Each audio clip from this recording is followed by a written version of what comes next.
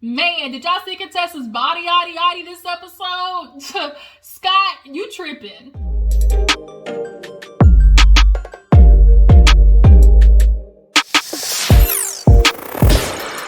Y'all, what's up? Welcome back to my channel. Your girl G here. We're going to talk about Married to Medicine, you guys. This episode, the ladies took a trip off to Jekyll Island. Things got a little crazy on the way there. There was a couple of bumps and bruises at the resort. But for me, this really is the calm before the storm, which next week the finale is Contessa and Scott basically trying to get help from the other couples because their marriage is going down the drain real fast. And I see Contessa trying to put on the life jacket and floaties on and save this relationship. But Scott, I think, honestly, is purposely like sabotaging it. I really genuinely feel that way. But we'll get into everything, talk about it. If you're new to my channel, hey, appreciate you for tuning in. Make sure you hit that subscribe button, okay? It is free. It won't kill you, so might as well hit the button so you can come back for another video I upload later on. But all my jujus, everybody who wished me condolences for my little nigga Chico, I appreciate it, y'all. Thank you. I'm still struggling, y'all. I'm not gonna lie, I'm still struggling. I have a tear here and there, you know, when I'm walking and I don't see him behind me, but I feel his spirit. I really do.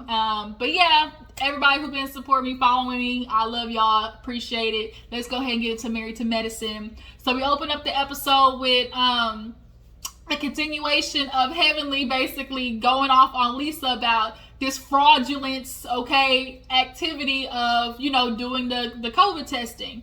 What I think happened was because insurance pays, you know, for the COVID testing, I think she set up, you know, the testing situation, took the money, but then had, you know, as she said, a third party did the test, right? So they did the test, but Lisa got paid basically. And so that keeps her from the legal obligation of, you know, the whole testing and everything. But the point is, you still got to keep up with the information that you sent over to the testing center, dumbass. But Heavenly, somebody who's done this 2 or 3 times with Dr. Damon, so you can't really pull the wool over her eyes. And I really think in the reunion, Lisa, they're gonna have your ass cooked, fried, and done, because too many doctors, like, you're in the midst of doctors who do this, like, they know the process. So as Simone said, I mean, you know, she might not be fraudulent, shady, but definitely crooked, okay? So Lisa's voice is annoying too. That high screech is something about it. Get under my skin. Heavenly kind of does it too, but Lisa's is worse. Nonetheless, they were talking about, oh, get me off this bus, you know, and Heavenly like, bitch, I Uber. Who gonna Uber with me? Everybody was like, you on your own with that one, Willis. They stopped to get gas. Everybody's like, who paying? Lisa offered up quad. She said the devil is a lie, and Jackie gets out struggling to get the damn gas tank pushed and everything, but she did it, $100. She like, bitch, who reimbursing me? Everybody looked around, and Lisa, I provided the RV, and it's like, well, bitch, you still gonna have to help with gas. Like, all 8 of us is in here, we all kick in $20. I do know that much. But if there's anybody who can pay for gas, it's Jackie. Shit, $100 to her is like a dime in the bucket, okay? They were talking about Quad's ass. Okay, Quad got that big old donkey booty. The question is it homegrown? Is it, you know, is it cornbread and cabbage and, you know, black eyed peas and, you know, grits? Is it that type of, you know, homebred booty? Or is it the, hey, I'm gonna schedule this appointment on the 13th, you know, how is recovery gonna be booty? Y'all decide. Drop down in the comments and let me know. Nonetheless, it looked good though. You know, it's not exaggerated how so many girls is out here getting it done bad, okay? Out here looking like wasp and ants, big ass booty on tiny ass legs. Tiny. I'm just giving that an example. I'm sorry, y'all. Tiny and Pepper from Salt and Pepper, her ass look bad too. Like, y'all need to understand, y'all gonna get these big ass booties, at least get the fat in your legs too so it don't look so bad. Goodness, you'll be out there wobbling. Damn. Let me get off that topic. So they ride, it's been a long time or whatever. Anila's coming separately. They didn't really talk about much on the bus. There was no big moment. So they get to Jekyll like 4 in the morning. The resort is beautiful. The next day, everybody kind of just did their own separate thing, but the next morning we saw Heavenly And Jackie talked. Heavenly is definitely one of them old ass women that just like pick everything up, put it in their purse, and keep on packing. When she poured all that shit on the bed, she had candy everywhere, caramel Werther. She had the old people hard candy. Now I ain't gonna lie, old people candy that rock. I don't care what nobody say. If you got a Chico stick, I used to eat those as kids in church. A Chico stick, I'm sorry. If there's old people candy I'm gonna eat, it's gonna be the Chico stick. Period. So Jackie was there and she was like, look, Heavenly, you know, I had a chance to talk to Toya, and basically she's saying, you know, she's feeling a little disappointed. And she's like, disappointed, Toya? And she was like, yeah, you know, she feels like because, you know, you and her and Eugene started as really good friends, and she feels like, you know, the evolution of you know, being in the group, it kind of feels like things have gotten, you know, negative between y'all. And Heavenly kind of said what basically everyone is saying. So, bitch, you can say something to everybody, but when they say something back, like, your feelings is hurt. And I do agree with Toya that they be ranking on her and her husband, but the point is, Toya, you make it too easy because you be coming after people. You do. Like, you say slick shit about people all the time, and I don't understand how you can, you and Quad the same. Y'all show can kick out some licks, but you can't take them. But Heavenly's like, man, you know, Toya, how she really feel? Like, she be always be saying stuff, and Jackie's like, you gonna have to be the bigger person. She said, damn it, Jackie, I'm always a bigger person. And then she pulled out that big ass maxi pad. This was a thing on Twitter. Did y'all see on Twitter where it was like, I asked for a pad and this girl gave me this, and it was a big old like overnight pad basically. Everybody's like, bitch, you better be thankful. If there's anything you don't want to happen is a spillover as a girl, as a female, you had that spillover in the wrong moment, bitch, ruin your whole ass day. But yeah, so after that, we saw a moment where Toya, I think this was when Toya was sitting downstairs after that actually, and she was sitting down talking to Eugene or whatever. He talking about how you tired from work and whatnot. Toya's hair looked good. She just was discussing everything about, you know, how the trip was going, the ladies fighting, everything. And Heavenly comes downstairs and she like, well, looky, here come Cookie. She, you know, sits down and joins. They started out nice and, you know, very nice and how the people say, like fake cordial, like, girl, you look so pretty, like just real fake cordial. But they finally get into the real issue because Toya and Heavenly were like, look, Toya told her, look, Heavenly, you know, I feel like we started out as friends. You know, me and Eugene looked up to you and Damon. Y'all were black people on the rise, on businesses. You know, that's what we strive for. And it just kind of seems like ever since I brought you around, you know, you've been throwing shade, talking about me and Eugene's finances. Heavenly killed me. Well, you know, I probably did say that. You know what I did. I think I did say that. You know, that was wrong. Heavenly, you know you be saying shit. Heavenly's one of the people who talk so much shit that she forget how much shit she talked, basically. Heavenly, you said a lot of stuff about their house, their finances, everything. Hell, everybody did. I'm confused how y'all threw a party for paying off taxes. Like, that's more money. Like, the fuck. But nonetheless, Toya just talked about how, you know, her saying all those things did actually hurt. And Heavenly apologized. She was like, look, you know, I be saying stuff, but, you know, that's not cool. That's not right. I apologize. And she's like, but Toya, look, you rude now. You be saying some stuff. You rude. And Toya was kind of looking, and she was like, you know what? In her confessional, she said, you know, sometimes I do lash out, and I'm very, you know, extra and aggressive. And it's like, yeah. The tone in which Toya talks to people is very diminishing. She does it to Eugene all the time, like all the time. And I think that house little therapy thing that Simone, Contessa, Eugene, and all them did, that was very telling. Eugene was saying some shit without saying some shit. He clearly is feeling belittled sometimes by Toya. And the kids are seeing it too. I really hope they bring that up on the reunion, talking about how the kids look at Toya and was like, Daddy doing his best, like, chill out. Like, I really want them to touch bases on that. I hope they do. But she was like, yeah, you know, you've been, you know, kind of rude, girl. And so basically they decide to start over fresh. You know, we're not gonna talk about each other, you know, crack jokes. How long that's gonna last. And Toya's gonna do better with trying to be vulnerable and honest about her feelings. Okay, moving on. So we had a little conversation with Contessa, Jackie, and Quad. They all decide to go out and kind of have a little walk on the park or whatever, or the boardwalk. So Contessa starts, you know, spilling to the ladies that Scott, she was like, you know, you guys are struggling. Me and Scott were trying to get reconnected, and, you know, I've been doing my work with myself, you know, have a life coach. But Scott admitted to me that, you know, he's been seeing a life coach as well. And so the ladies were like, okay, ears perked.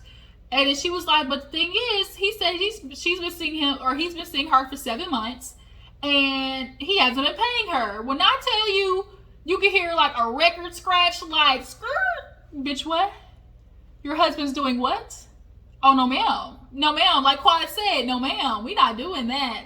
I would throw a fit if I found out my husband told me that he's talking to some bitch but ain't paying her, but she's supposed to be the life coach. Because Scott, here's the question. If she's a legit life coach and she know you a doctor, she getting that bread. Because she honestly can charge you probably $100, $200 an hour to speak. So if you ain't paying her in ducats, in money, in coinage, what the fuck you paying her with, Scott? That's the question. And why she keep letting you come back? Inquiring minds want to know. So Jackie, everybody, when Contessa has been talking about her situation with Scott, everybody pretty much has said the same thing in the confessional, which was, you know, we've been kind of seeing the red flags. We've been seeing, you know, little signs here and there. But how Contessa's been talking, you know, when she brought up the cheating situation, you know, that in the beginning of the season. Here's the thing. Do you guys think Scott has cheated on Contessa before? I possibly think Scott has cheated on Contessa before. Something is telling me that he has. And either she's had an inkling of it, like way earlier in the relationship, or he's done it and they've, you know, reconciled past it. Something is telling me that Scott has had some, you know, extramarital, maybe emotional situations, because the way he does not open up to Contessa and it leaves her hanging is what bothers me the most. Like, you make it more difficult by not saying anything. Talk, nigga, talk. But basically, Jackie is telling her, like, you know, we're going to maybe try to help you with this one.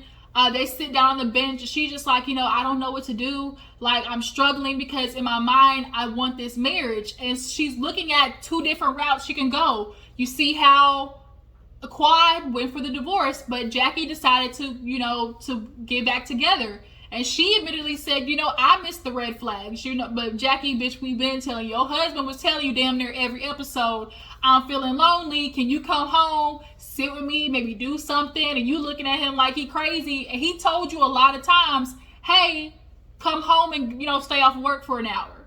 So yeah, Jackie decided to work it out with Curtis, but here it is. Contessa is looking like doing what I can't stand when women have like make this decision of like, I want to have my family stable. Like, I can't think of anything else. Like, what else is there? And it's always that idea of what else am I gonna find? Like, what? Like, is anything else gonna be out there for me? Yes. You know what you're gonna find? Yourself. You. Like, there's nothing better than finding you, especially, again, when you've been in a marriage that has diminished that. And this idea of staying in a relationship for this platonic family pisses me off, because I'm a child of divorce. I've seen it. And if you're admittingly saying that the kids know, we can feel it. We know the energy when something's off. We can see when mommy and daddy are not okay. But what I feel is more dangerous is you giving that as an example of what your kids are eventually. Y'all do understand what you do is what your kids imitate. So here you are staying in this shitty ass marriage. Your husband is talking to a bitch you don't know. He clearly is not emotionally connected with you. He's choosing to be an asshole. You got daughters. What you think they're gonna choose? Do not stay in a situation in agony, as Quad said. Like, and most of all, you can only fight for a marriage with somebody who wants to fight with you. And unfortunately, Scott is not fighting with you, Contessa. Like, there's nothing else you can do. you tell him, give him an ultimatum, like, this is what I need, this is what I want, and if you cannot give that to me, then nigga, you gotta kick rocks with open-toed shoes. Like, Scott honestly is pissing me off because it's so hard watching Contessa. Not that Contessa doesn't have her issues, but the thing is, like, you can see her truthfully, honestly trying, and that's what's most important. And I think Scott is so focused on, he doesn't want to be wrong to make Contessa right. But sometimes you're just wrong, and it doesn't mean Contessa has to be right at something. It just means that you're wrong in the way you're handling the situation. And it's just so, like, I just have a problem with that. How is it, first of all, you say you don't like counseling, but you got a life coach, but you can't do life counseling with your wife? You can't go to counseling with your wife. You hate counseling, but you're doing counseling sessions on your own with a life coach. But you need to do one with your wife because your marriage is suffering. Like, that shit, it just boggles me. So she's crying, emotional. She's just sitting there like, I don't know what to do. And Quad's like, I understand that struggle. I get it. I was there. But Quad's right, bitch. It's something on the other side of that divorce. Like, it's fun out here in these streets. Okay, it's summer. Get outside. Okay, with that body you got. When she walked in the room, everybody was like, damn. She's like, well, I thought this was casual. So everybody gets back to the room. Quad and Jackie actually fill Simone in on the conversation, and they're basically telling her, like, what do we do? And, you know, Jackie and Simone basically talk about how the friend group saved their marriage. We saw how bad it was with Cecil and Simone, and to see where they're at now, because their friends were like, no, as long as you two are willing to fight, you can do it. And look at them now. So they're viewing it like, okay, maybe if we can help step in, like, maybe that can be the push. But as Jackie said, it is tricky when you're trying to insert yourself to offer, you know, that advice to a friend. So they get ready. Everybody gets on their little, you know, tuts, you know, little golf carts and whatnot. And they was just ranking on, oh, no, that's not what happened. Everybody met at the rooftop. So everybody was at the rooftop. Matter of fact, nothing really happened at the rooftop that much. They were just having drinks, and that's when Anila came. And, the question was asked, if you died, who would you want your husband to be with? And then another thing was, no, that was at the end. I'm talking about Contessa with your little lesbianist ass. Let's be honest, Contessa, let's be honest. We're going to talk about that at the end. But yeah, Anila came. She was late, but everybody showed up, rock and roll. They go to dinner, and they were talking about like the seating or whatever. They get down, and they're just kind of chit-chatting, and everybody's like, oh, Heavenly's supposedly moving to Toya neighborhood. Like I said, it's gonna be 2 burnt down houses. Okay, that, and she was like, maybe I should join the tennis club. See if we can really get messy. I said, Heavenly, ooh bitch, Toya would be Heavenly ass in tennis. So Carrie, messy ass. Carrie has been some like comedic relief almost. Like, I kind of like Carrie just kind of being there, like kind of sticking in her jokes here and there. But she definitely decided to get messy boots here, talking about, oh, we gonna write down rumors we heard about each other. Okay, so everybody's like, damn, here we go. So they write down their rumors. It's anonymous, like nobody put their name. They just, and so one of them was like, oh, we heard that Toya and Quad kissed. Quad's like, bitch, I don't know. She was like, we was drunk, but it happened. Then another one was Toya was bi, and she's like, I'm not bi, but she admitted to, you know, possibly eating some coochie in the past. So they started asking questions about like who, you know, would be your like lesbian thing, your lesbian crush, basically. Contessa named about 4 or 5. She said Angela Bassett, Sierra, what was the other one? Rihanna. She named about 3 or 4, and it was so funny because she was like, you would think I would have thought about this, but you know, just off the top of my head, it was like, bitch, you thought about this.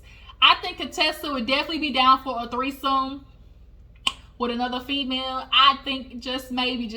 I feel like that little bit is in her, because we saw at that sex party how she got all whipped up and chained and everything. I feel like that's in Contessa just a little bit. But they go from that to this Anila feeling like somebody stole her $400. And it flashes back. She's like, babe, I can't find my money. Like, I know where I placed it. Like, I'm not tripping. When you got $400, you know where you placed that $400. And she was like, I didn't want to say nothing. No, that's not it. And she was like, but you guys did get dressed in my room. And so Lisa just started going ham. Anila, don't bring that over here, bitch. Like, ain't nobody checking for you. That's a lie. Ain't nobody took your money, bitch. And Contessa said it wasn't Lisa. But the way Lisa reacted made me feel like, bitch, was it you? Like, was it you? It could have been anybody, honestly. It honestly could have. Hell, it could have been Toya to pay them damn people that you know she hired to be your makeup people. Honestly, it could have been that too. But now it turned into, wait a minute, y'all, I forgot to talk to you further about Anila and Lisa Nicole. In the midst of them fighting over the $400 that apparently was stolen, Anila from I'm taking this low to bitch we going to hell because you forgot to pay me when I made posts about your clothing line. And Lisa Nicole was just shocked, like, what are you talking about? She's like, I didn't really want to bring this up, but you know, we made a deal that if I made posts for you that I would get paid, and I have yet to basically receive my money. Like, Lisa Nicole, why is it every time somebody does business with you, it makes you look worse? There has not been one time somebody has tried to do any type of business or workings or something with you, and it always comes across bad on your end. That's not making any sense.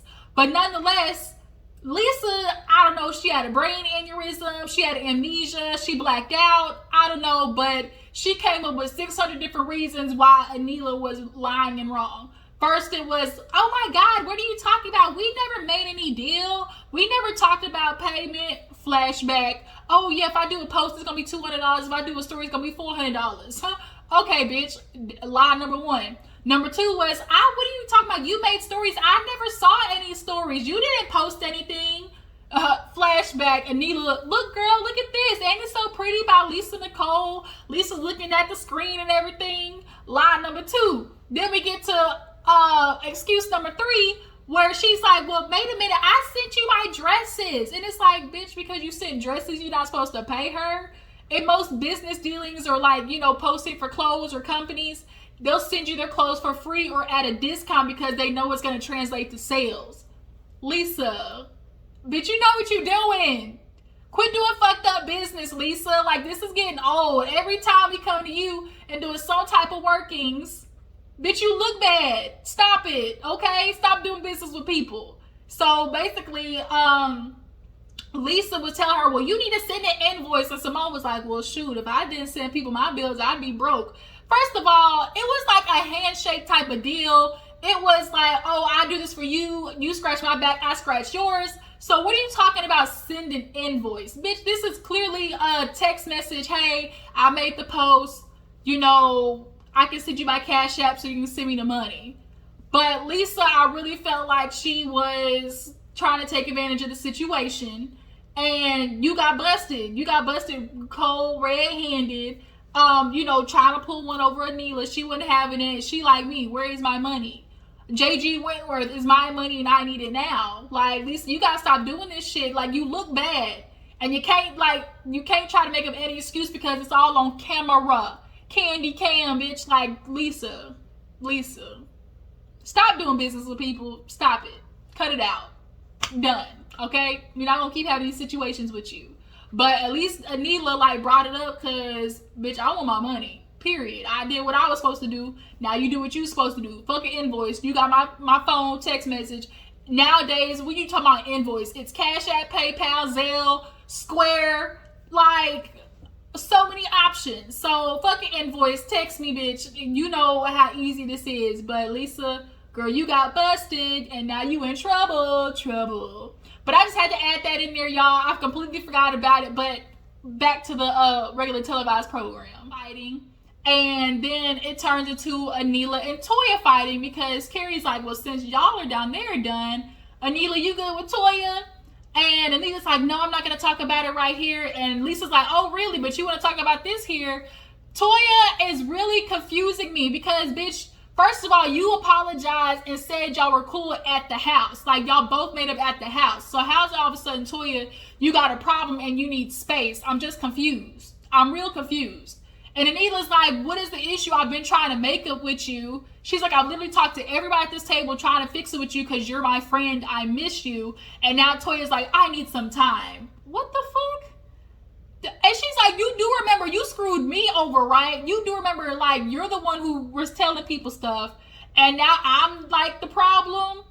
Like, that was really confusing. And so, Toya, like, you really got to think about this because you're like, I brought you into my core. And I really feel like Toya expected because she came in that she was just supposed to, like, bow down and follow her. But it's like, no, that's not how it goes. And Jackie basically put the kaput on it. She's like, I'm not doing this with you hoes. I'm not letting y'all argue for an hour. Fuck the dessert. Take that little piece, last bite of chocolate cake I saw on the table, which looked good. And she's like, we getting out of here. We're not doing this shit all night. It's not happening. Not for the glory of the God of the kingdom. Goodbye. And so we see next week's preview, which is the finale. And things is getting hella intense because the men are invited. Scott gets confronted with his bullshit and he takes off running and now is blaming Contessa. So tell me how you feel about this episode, you guys. Things were just a little yang, but I'm going to do Shaw's Sunset. I'm going to watch that episode and come back and talk to you guys. So I will see you then. Appreciate you for tuning in. Drop down in the comments, subscribe, tag, post, all that good stuff. Share this video so we can get more people over here to the Juice Box crew. And I will catch y'all later. Deuces.